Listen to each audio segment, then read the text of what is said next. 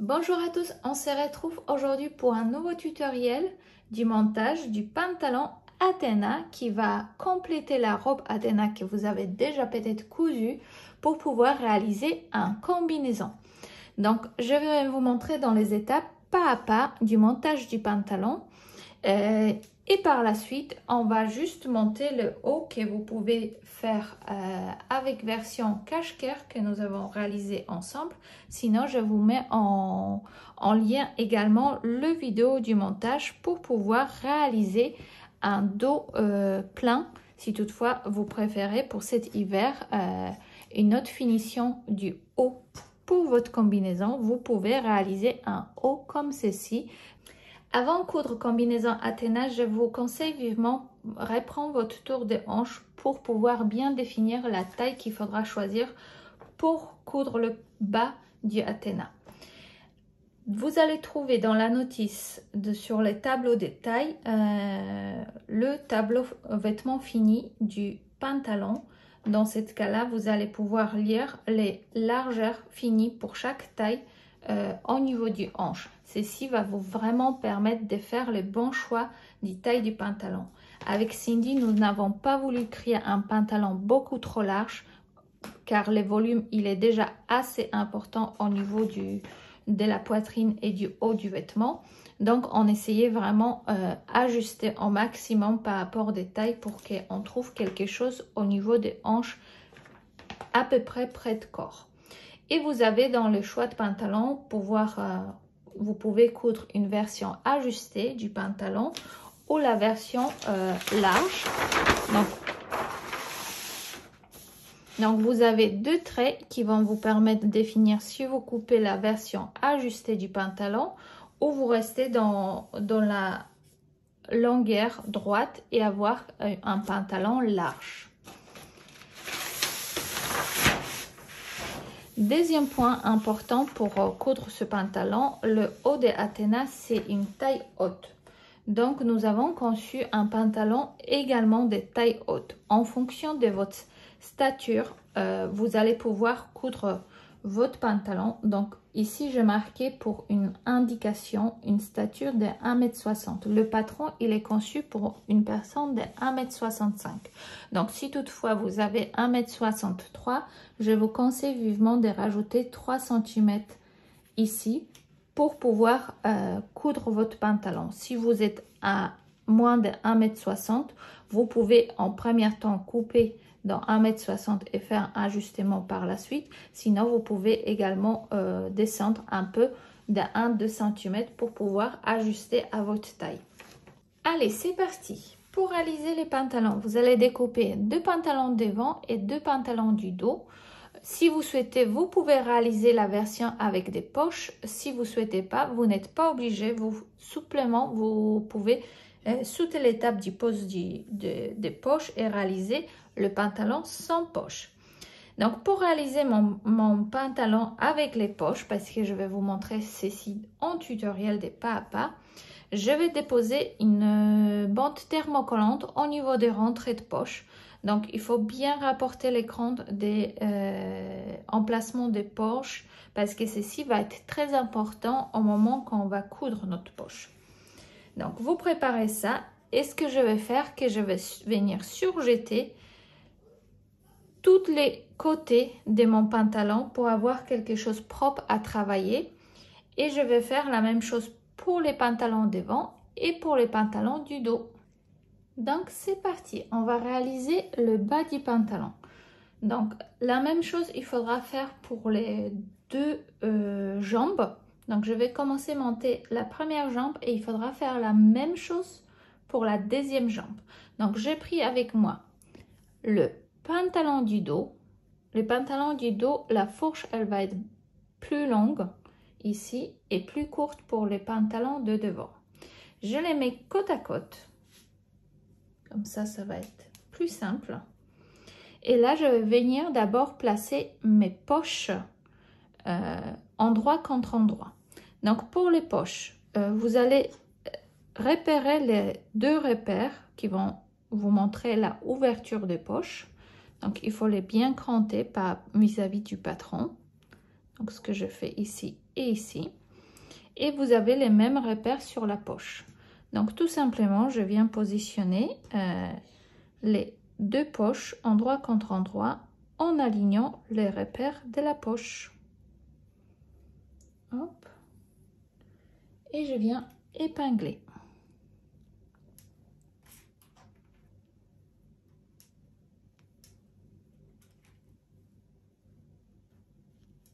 Et je fais la même chose pour les pantalons du dos.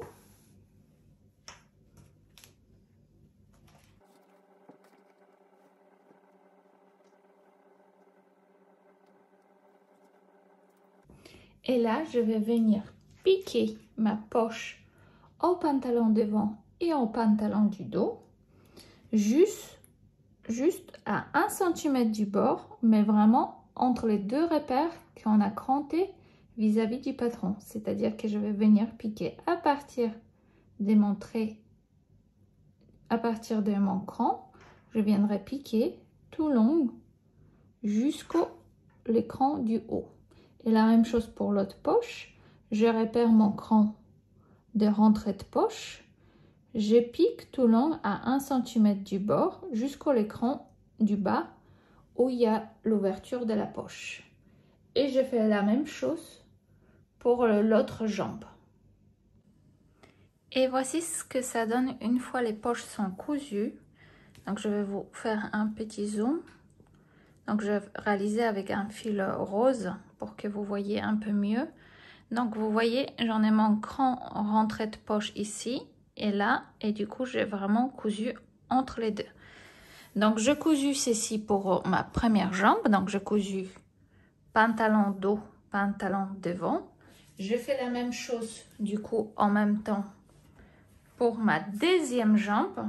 Donc en cousant toujours pareil le pantalon du dos et les pantalons devant aussi.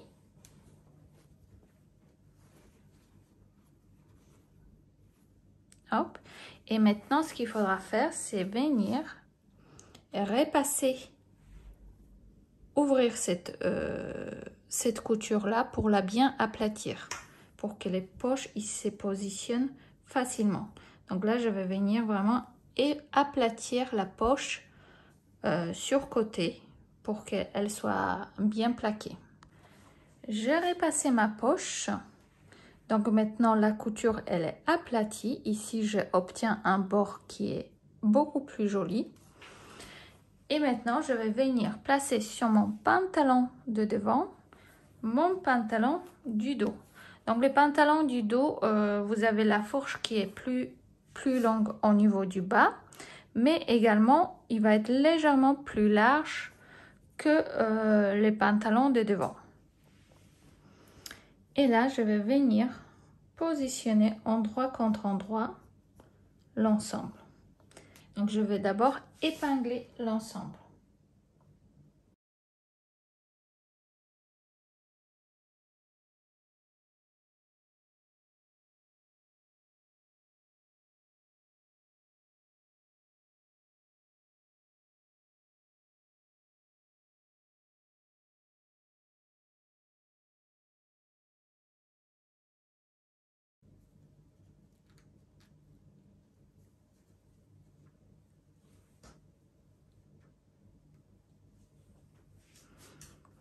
J'ai épinglé mon pantalon, la côté.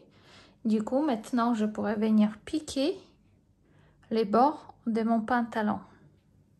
Donc, une petite précision, quand on va coudre les côtés du pantalon, on va les coudre du haut jusqu'aux rentrées de la poche. Donc, ici, il faut laisser une ouverture pour qu'on puisse mettre notre main dans la poche.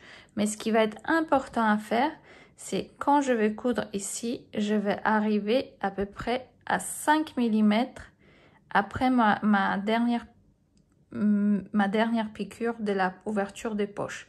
Comme ça, je suis sûre qu'ici, il n'y aura pas du trou et ça va pas se ouvrir.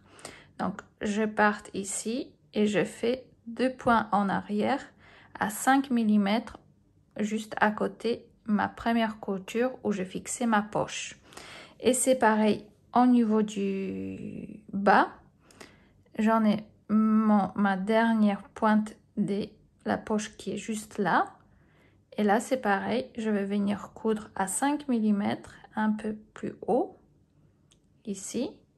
Et je vais faire aller-retour du point et je vais descendre pour pouvoir coudre toute ma jambe. Et je fais la même chose pour deuxième jambe. Et voici ce que ça donne une fois les deux pièces sont assemblées. Donc on a le pantalon devant et les pantalons dos qui sont assemblés par les côtés. Donc on a nos deux poches. Donc je vous montre de plus près ce que ça donne au niveau des poches, parce que je vous ai dit qu'il faut faire vraiment attention au niveau du départ. Vous voyez, j'ai réalisé mon départ ici et ma poche que je piquais pour la fixation, elle se trouve ici. Donc on a 5 mm qui vont en fait une face à l'autre. Ça permet vraiment d'être sûr que quand on va retourner les vêtements, ma poche elle va être invisible, elle va se trouver à l'intérieur. Donc une fois que nous avons réaliser cette couture, vous voyez, on a les marges de couture qui sont là. Il faudra les aplatir au fer à repasser pour que la jambe elle se positionne bien.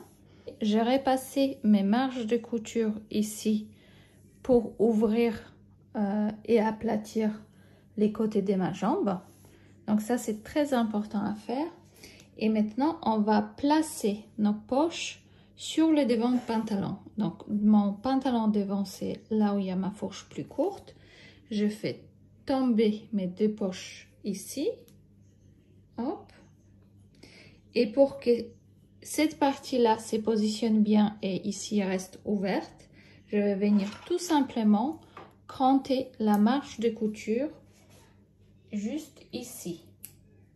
Donc hop, je fais tout simplement libérer cette partie là et du coup avec un fer à repasser je pourrais rabattre cette partie de la poche sur le devant comme ça, et ici ça va rester toujours bien ouverte parce que les poches on les porte sur le devant du pantalon, donc il faut bien qu'elles soient plaquées sur le devant. Donc là je vais venir épingler ma poche tout autour. Donc je vais épingler ça tout de suite.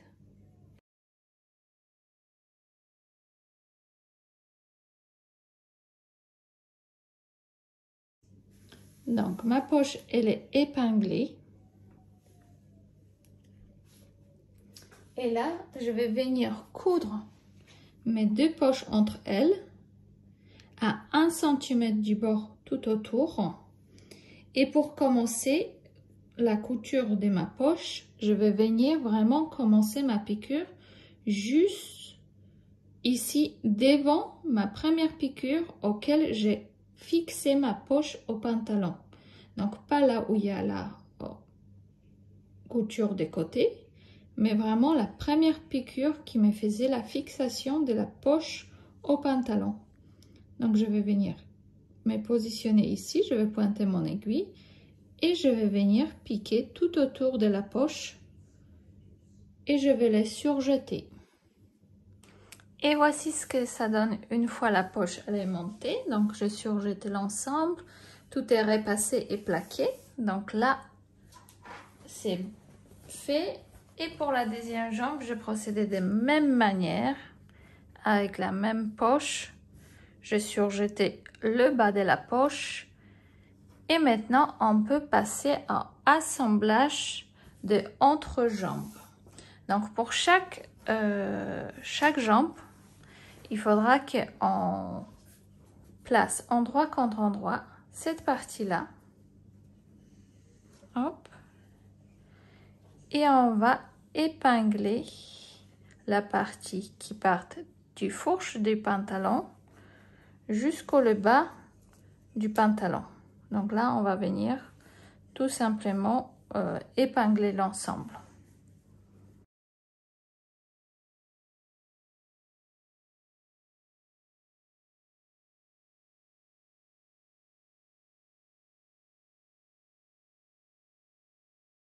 Et je vais faire la même chose pour l'autre jambe.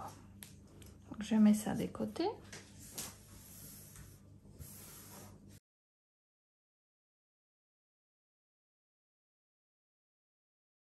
Il faut bien épingler tout à plat sans tirer, parce que sinon vous allez déformer votre forme du pantalon.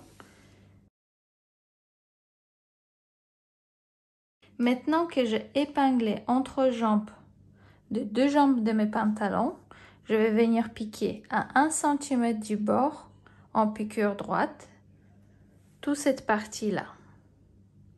Et après, je vais venir faire à repasser, ouvrir mes coutures comme sur les coutures côté, ouvrir les marges pour que les pantalons soient nets et bien posés. J'ai cousu et j'ai repassé mes deux jambes des pantalons. Donc, on obtient deux tubes comme ceci. Et maintenant, ce qu'on va faire, que je vais retourner une de mes tubes sur l'endroit, une de mes jambes, et je vais venir glisser endroit contre endroit à l'intérieur de l'autre jambe. C'est-à-dire que je vais venir tout simplement placer à l'intérieur des premières jambes l'autre jambe, en gardant bien la partie du dos avec le dos et devant avec devant. Et je vais venir là tout simplement glisser à l'intérieur de ma première jambe.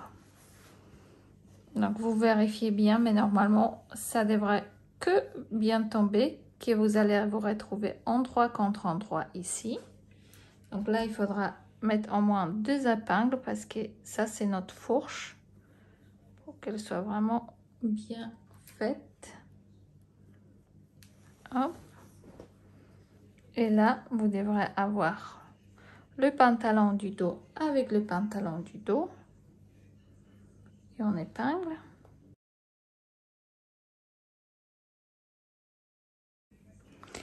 Et les pantalons de devant avec les pantalons de devant. Et j'épingle également.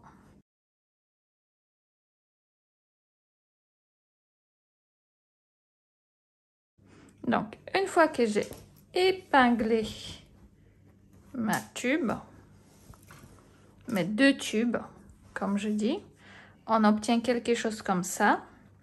Et là, je vais venir piquer à 1 cm du bord la fourche, comme ceci.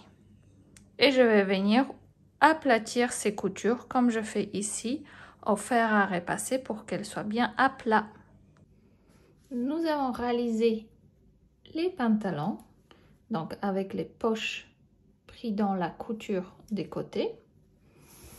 Hop, je vais vous montrer ce que ça donne à l'intérieur. Donc j'ai bien repassé mes marges de couture pour aplatir bien la fourche pour qu'on a quelque chose de propre ici.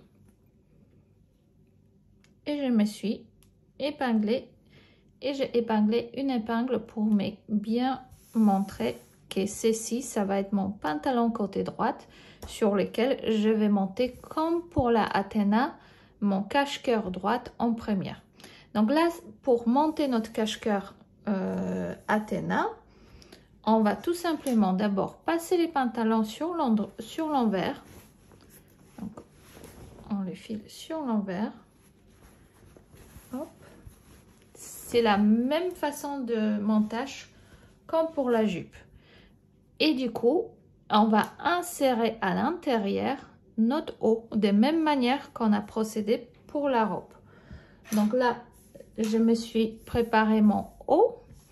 Donc le haut, j'ai mis aussi une épingle pour savoir que cette côté-là, ça va être mon cache-cœur devant droit. Donc c'est celui-là qui va être visible en première. Donc je commence par glisser ce cache-cœur à l'intérieur. Donc là, j'aligne les coutures côté en première.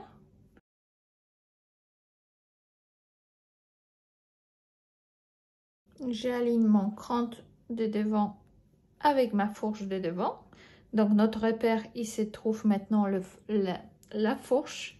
C'est un indice où il faut positionner votre crante milieu comme c'était une crante milieu de la jupe.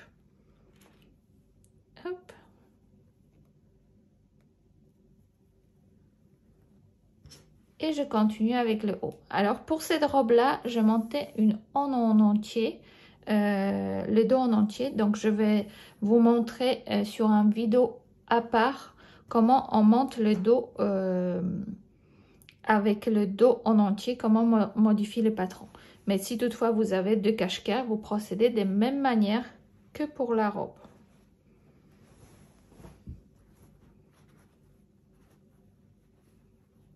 Hop.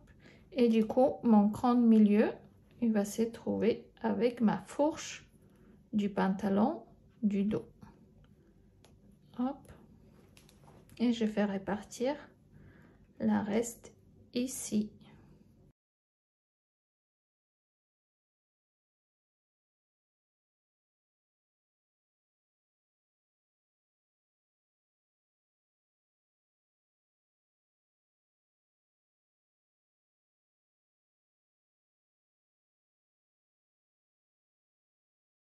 Hop. Et j'ai épinglé à l'intérieur, endroit contre endroit, mon ensemble.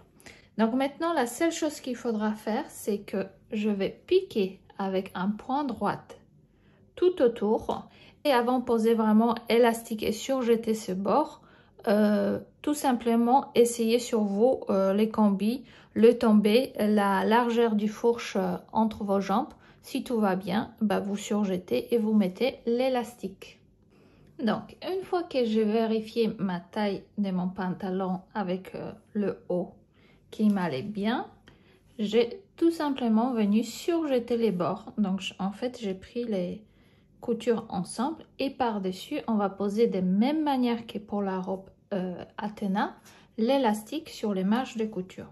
Donc, pour ceci, vous prenez votre élastique. Donc, vous choisissez bien une élastique qui a quand même une tenue, pas trop, pas celle qui se détend beaucoup, mais vraiment qu'il faut tirer un peu.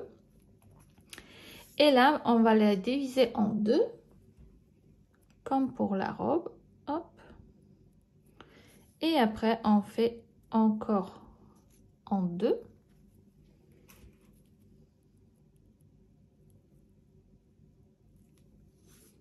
Et là, à nouveau, en deux.